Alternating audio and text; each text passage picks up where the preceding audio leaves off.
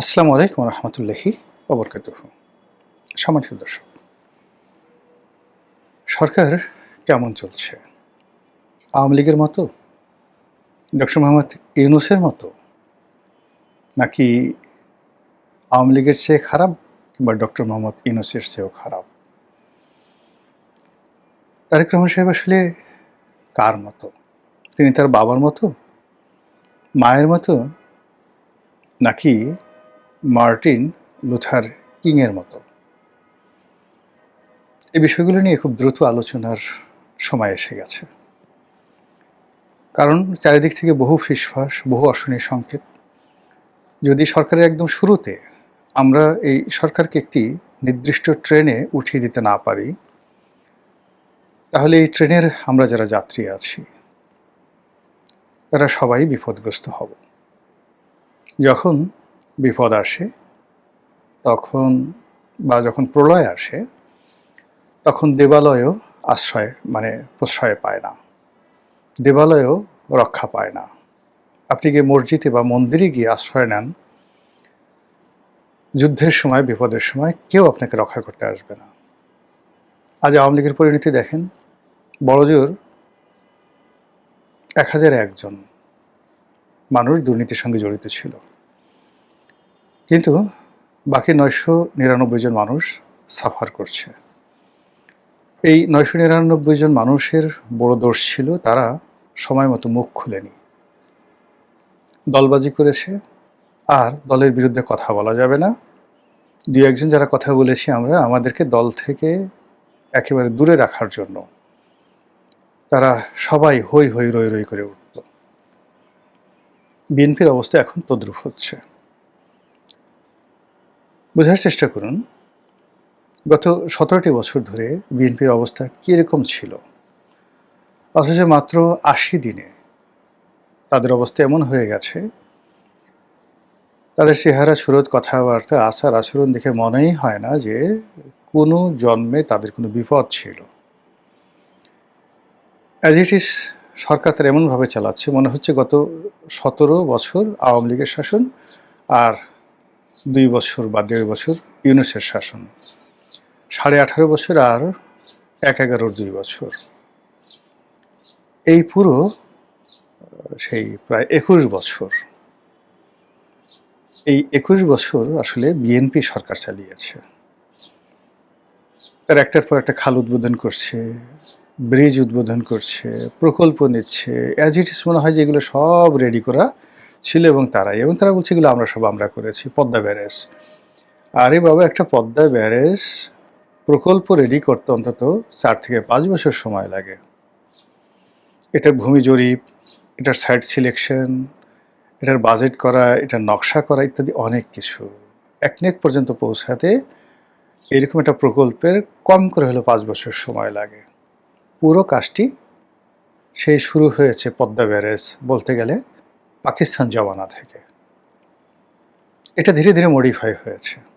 একেবারে চূড়ান্ত পর্যায়ে আওয়ামী লীগ যখন এই জিনিসটা করবে, তখন তার মেইন সমস্যা ছিল যে এই কাজটি করতে গিয়ে সে ভারতের রোষানলে পড়তে চাচ্ছিল না। 2 নম্বর হলো যে এই কাজটি করতে গিয়ে সে ভারতের সঙ্গে তার যে পানি চুক্তি আছে, সেই পানি চুক্তি ব্যাহত করতে চাচ্ছিল না।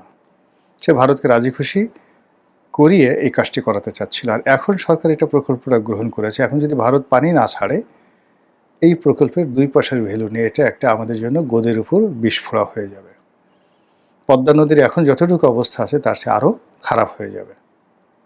টোটাল এই ব্যারেজের কারণে যতটুকু প্রবাহ আছে এটুকু নষ্ট হয়ে যাবে যদি ভারত পানি না দেয়। এনিওয়ে, তো এই সকল বিষয় নিয়ে কিন্তু কেউ কথা বলছে না বিএনপির মধ্যে। বিএনপির একজন সংসদ সদস্য আছেন, বীর মুক্তিযোদ্ধা ফজলুর রহমান। তিনি খুব আকার ইঙ্গিতে কৌশলী কথা বলেছেন যে বিএনপি যদি আওয়ামী লীগের মতো মন্দ কাজ করে, তাহলে আওয়ামী লীগের চাইতেও তাদের পরিণতি আরও খারাপ হবে। এর কারণ হলো আওয়ামী লীগ আগের থেকে প্রস্তুত ছিল, তারা দৌড়ে পালিয়ে যাবে। 2 নম্বর হলো তারা ভারত যেতে পেরেছে। এখানে একটা ফ্যামিলি ডাইনেস্টি ছিল। ফ্যামিলি ডাইনেস্টি থাকার কারণে শেষ সময় পর্যন্ত শেখ হাসিনা নিজে দাঁড়িয়ে থেকে তার যত কুশীলব আছে সবাইকে তিনি সেফ এক্সিট দিয়েছেন। আর যাদেরকে খরচের খাতায় ফেলে দিয়েছেন সালমান আনিসুলরা, তারা ধরা পড়েছে। আর তার যত রত্ন মণি মাণিক্য, মানে দলের মধ্যে যারা কৌশলগতভাবে তার গুরুত্বপূর্ণ আগামীতে নেতৃত্বে থাকবে বা তার পছন্দের, তিনি তাদের সবাইকে নিরাপদে বিশ্বের সব জায়গাতে পাঠিয়ে দিয়ে এরপর তিনি হেলিকপ্টারে উঠেছেন। আপনার কি মনে হয় বিপদ আসলে সেই নাহিদ, সার্জিস, মাহফুজ এদের কথা একবারও, বা ডক্টর শফিকুর রহমানের কথা একবারও ডক্টর ইউনূস ভাববেন? তিনি তাড়াতাড়ি বলবেন, ওরে বাবা রকেট পাঠাও, হেলিকপ্টারের কাজ হবে না, তাড়াতাড়ি রকেট পাঠাও, দরকার হলে ক্ষেপণাস্ত্র পাঠাও, ক্ষেপণাস্ত্রের উপর চড়ে আমি তাড়াতাড়ি আমেরিকা চলে যাব, দূরপাল্লার ক্ষেপণাস্ত্র। আচ্ছা, তারেক রহমান সাহেবের কথা চিন্তা করেন, তিনি যদি সেফ এক্সিট পান, তিনি কি আসাদুজ্জামান রিপন, শামসুজ্জামান দুদু, মির্জা ফখরুল ইসলাম আলমগীর, ডক্টর মঈন খান, মির্জা আব্বাস, মোয়াজ্জেম হোসেন আলাল,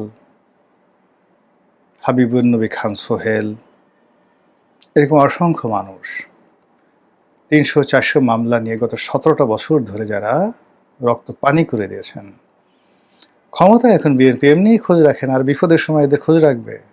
এরা প্রত্যেকটা লোকের উপর দিয়ে যদি বুলডোজার চালিয়ে দেয়, তাহলেও কয়জন লোক কাঁদবে আই ডোন্ট নো, আমি জানি না। তো সেই অবস্থায় হলো কি, যে এই যে এখন দেশ চলছে, যারা যারা চালাচ্ছে, বা প্রধানমন্ত্রী তারেক রহমান সাহেবের সঙ্গে যারা যারা আছেন, তারা কোথায় যাবেন, কি করবেন না করবেন ডাজ নট ম্যাটার। মূল ব্যাপারটা হলো যে তাদেরকে অবশ্যই ভালো করতে হবে, আদারওয়াইজ আপনি আমি আমরা কেউ ভালো থাকবো না। মাঝে মধ্যে এই যে ইউটিউব করি, কিছু কথা বলি, ফেসবুকে কিছু কথা দেখি, আওয়ামী লীগের লোকজন টিপ্পনি কাটে। আজকের এই অবস্থার জন্য বাংলাদেশে যে কয়জন লোক দায়ী, তার মধ্যে আপনি একজন। সেই 2014 সন থেকে প্রিন্স করছেন, জনমত তৈরি করছেন, শেখ হাসিনার 12টা বাজিয়েছেন, আর তারেক রহমান সাহেবের জন্য, ইউনূসের জন্য পথ তৈরি করে দিয়েছেন। সো আপনার মিষ্টি মিষ্টি কথায় আমরা ভুলবো না। বলেন, কি বলবেন? হয়তো মারবেন আগামী দিনে, হয়তো পথে ঘাটে লাঞ্ছিত করবে না, কিন্তু আমার এই ক্যারেক্টারিস্টিক্স নিয়ে আগামীতে আমি কোনো সুযোগ পাবো, এটা চিন্তা করা একটা মানে হাইয়েস্ট গ্রেডের নির্বুদ্ধিতা। ফলে কি হলো, যার জন্য পরিশ্রম করেছি সেই 2014 থেকে আজ অবধি টানা 10টি বছর, মানে আমি যেভাবে ছিলাম কচু পাতার পানির উপরে, অনেকটা সাপের ফনার একদম কাছাকাছি, তো সেই জায়গায় থেকে যে সফলতা অর্জন করেছি আমি বা বিএনপি বা এখন যারা আছেন তারা, ইভেন ডক্টর মোহাম্মদ ইউনূস, তো সবাই যদি আমরা সফল হই, সেই সফল হলে আমি কিছু পাই আর না পাই, অ্যাটলিস্ট মনে একটা আনন্দ। আমার সন্তান বা আমার বাবা আমাকে কিছু দিলেন না, কিন্তু তারা খুব বড় মানুষ, আমার আসলে কোনো অভাব নাই, তারা খুব বড় মানুষ, আমি এক ধরনের স্যাটিসফ্যাকশন থাকবো। অথবা ধরুন আমি খুব বড় হলাম, বিশাল এবং ব্যাপক কিছু, কিন্তু আমার সন্তান পথে পথে ঘুরে বেড়াচ্ছে, আমার বাবা না খেয়ে মারা গেছেন, সেটা কেমন লাগবে বলেন? তো কাজে এই যে বর্তমান বিএনপি যারা আছেন, তারা ভালো করুন, আরও মন্ত্রী হন, আরও বড় কিছু হন, আরও নেতা হন। আমরা কিছু মানুষ আছি, আমরা আমাদের মতো করে ভালো আছি, খেয়ে আছি, পরে আছি, ডাল ভাত আছি, এই যে আপনারা আমাদের কথা শুনতেছেন, এটাই আমাদের জন্য যথেষ্ট।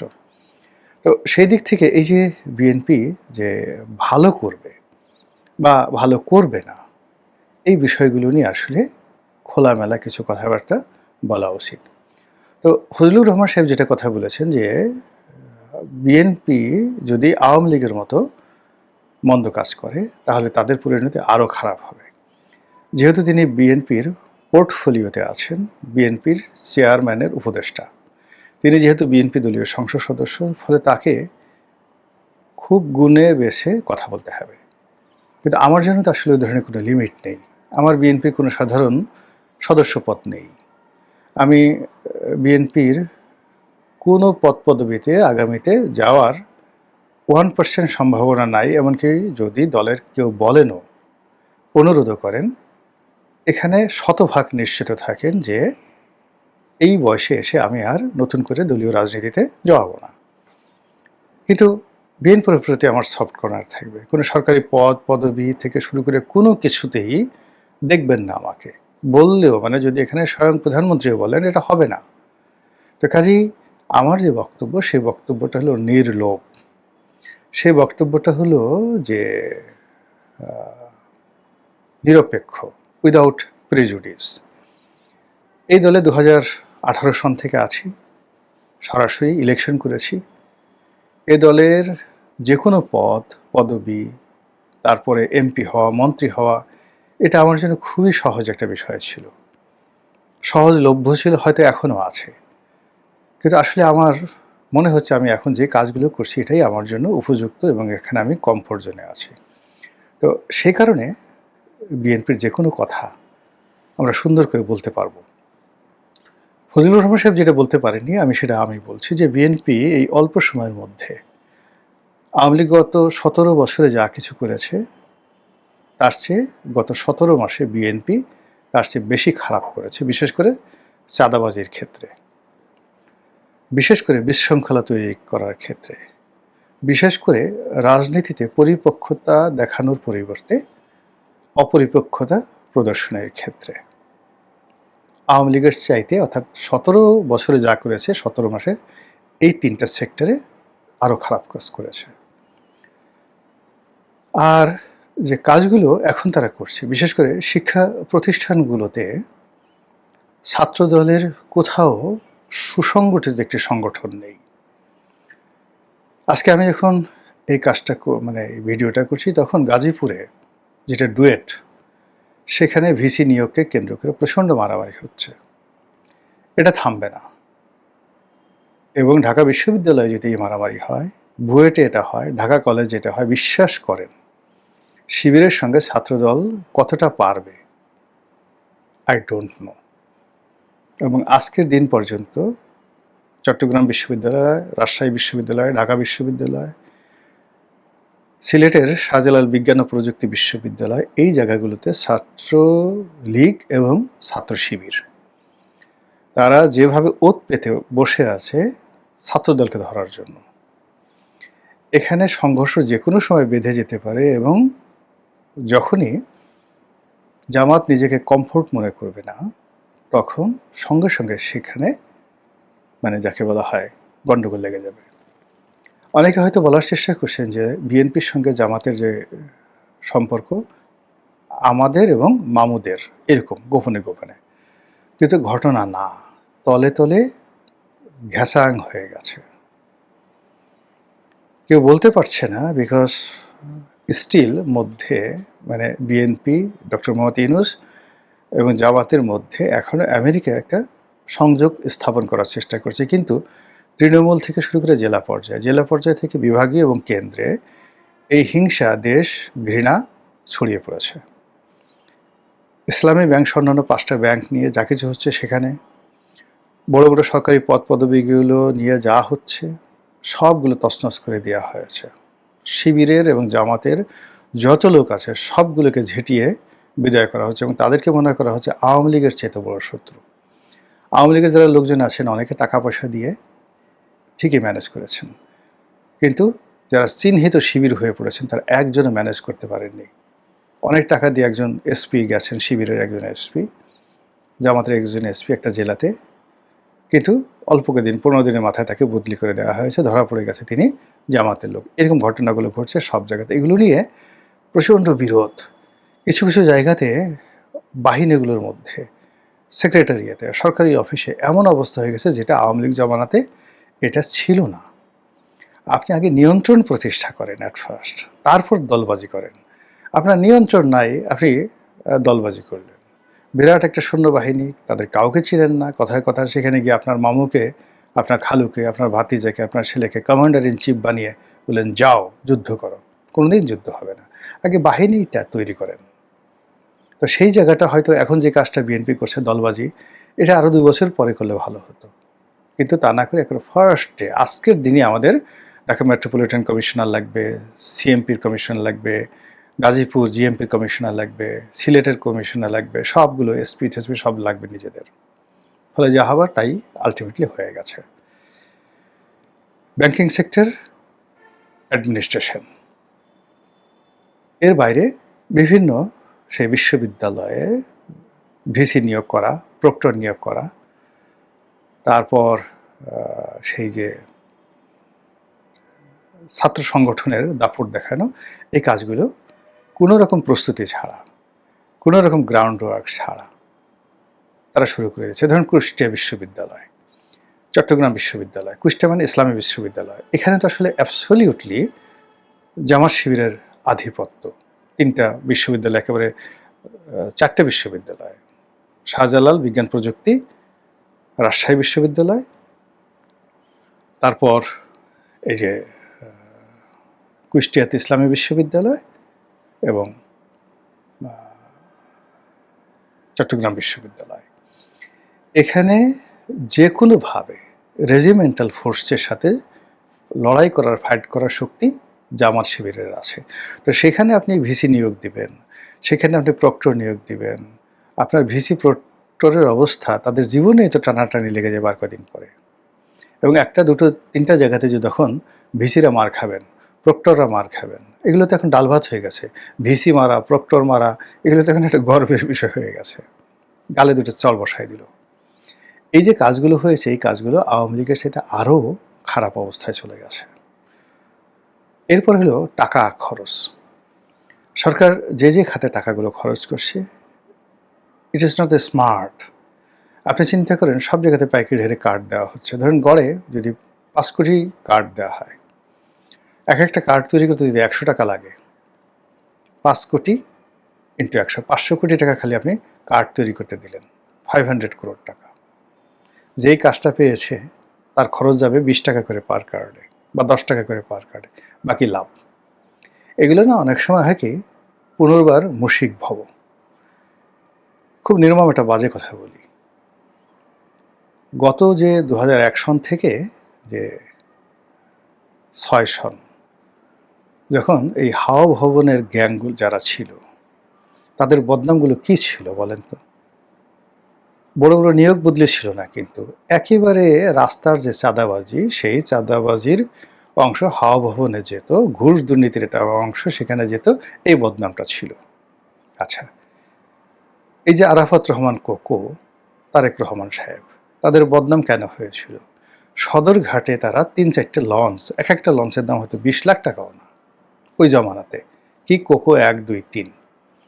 তো যেই সময় কোকো 1, 2, 3 হয়, সেই সময়টাতে ধরেন 5টা লঞ্চ যদি নামাতে হয়, 5টা লঞ্চে সাকুল্যে 1 কোটি টাকা খরচ যাবে। আমাদের মতো মানুষ, মানে ওই সময়টাতে আমি গোলাম মোল্লা রনি 1 কোটি টাকা সদরঘাটে লঞ্চ থেকে মানে পানির মধ্যে ফেলে দেওয়ার মতো অবস্থা ছিল। ব্ল্যাক মানি না, হোয়াইট মানি। কিন্তু বদনাম হয়ে গেছে কি, আরে বাবা, পুরা কোকো জাহাজ বাণিজ্য করে ফেলছে। আর জানি না, একটা লঞ্চ নট মোর দ্যান 20 থেকে 30 লাখ টাকা মূল্যের ছিল না, ছোট ছোট লঞ্চ।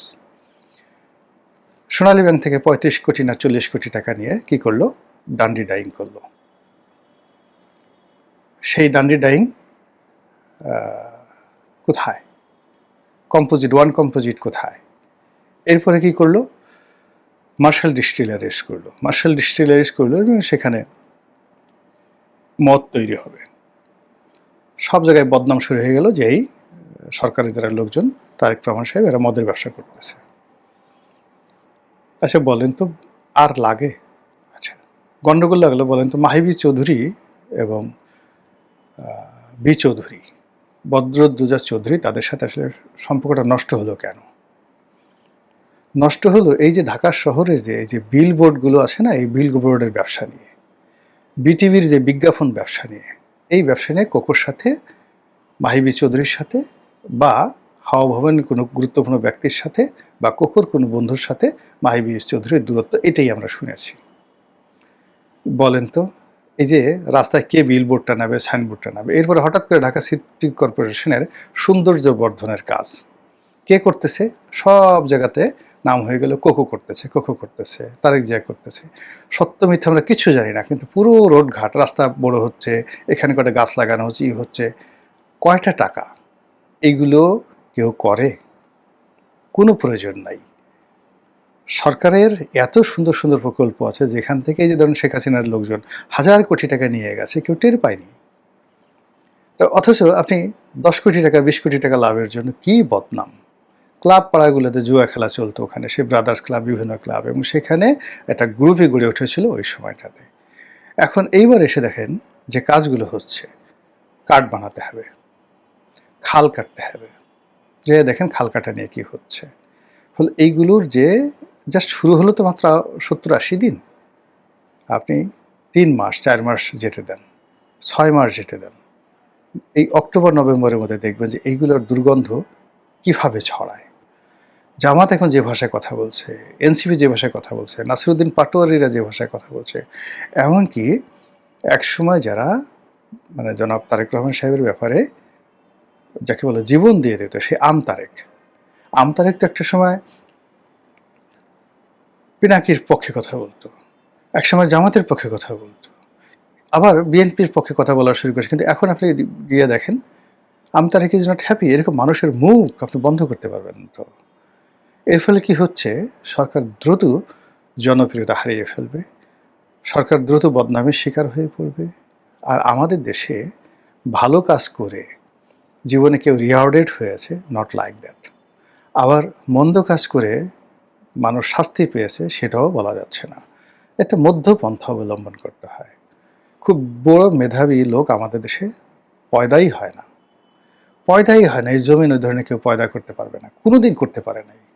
আমাদের দেশে যারা লোকজন আছে, আমরা সেই কামার কুমার জেলে একেবারে সাধারণ মানুষ, অন অ্যাভারেজ। তো এদের মধ্যে কেউ হয়তো একটু 19-20 একটু বেশি, সেই নেতা হবে, সেই চেয়ারম্যান হবে, মেম্বার হবে, এমপি হবে, মন্ত্রী হবে, এরাই হবে। তো সেই দিক থেকে এখন যারা আছেন, তারা যদি মনে করেন যে তারা মানে মঙ্গল গ্রহ থেকে আসছেন, তাদের জ্ঞান গরিমা শক্তি সমতা অনেক বেশি, নো। আপনারা আমাদেরই মতো অন অ্যাভারেজে, you have got the opportunity and I have not gotten the opportunity. আমি পাইনি, আপনি পেয়েছেন, এই যে ডিফারেন্স। কাজেই সতর্ক হন, সময়কে ব্যবহার করুন, আমাদেরকে শান্তি দিন, স্বস্তি দিন, এবং আপনারাও শান্তিতে থাকুন, স্বস্তিতে থাকুন। আসসালামু আলাইকুম রহমতুল্লাহি ওয়া বারাকাতুহু।